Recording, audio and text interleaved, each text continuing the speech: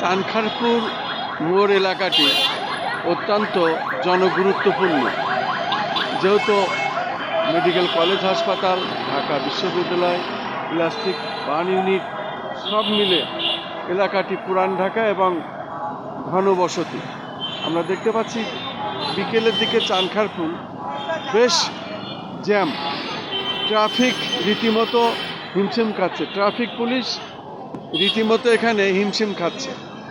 আমরা দেখতে পাচ্ছি যেহেতু বৃষ্টিও পড়ছে, এই বৃষ্টির মধ্যে আবার জ্যাম, সিগন্যাল আসলে চেষ্টা চলছে প্রচুর, তারপরেও ট্রাফিক পুলিশ হিমশিম খাচ্ছে।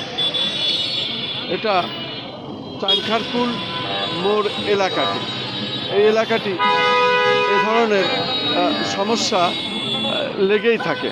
আমরা দেখতে পাচ্ছি ট্রাফিক পুলিশ তারা রীতিমতো হিমশিম খেয়ে যাচ্ছে। আমরা দেখতে পাচ্ছি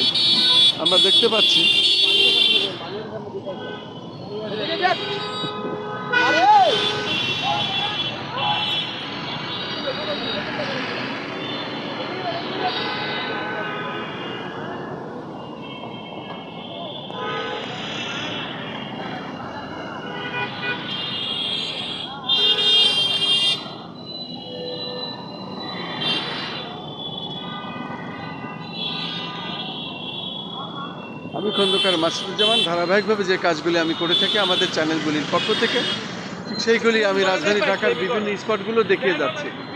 আমরা দেখতে পাচ্ছি যানজট এভাবেই লেগে আছে,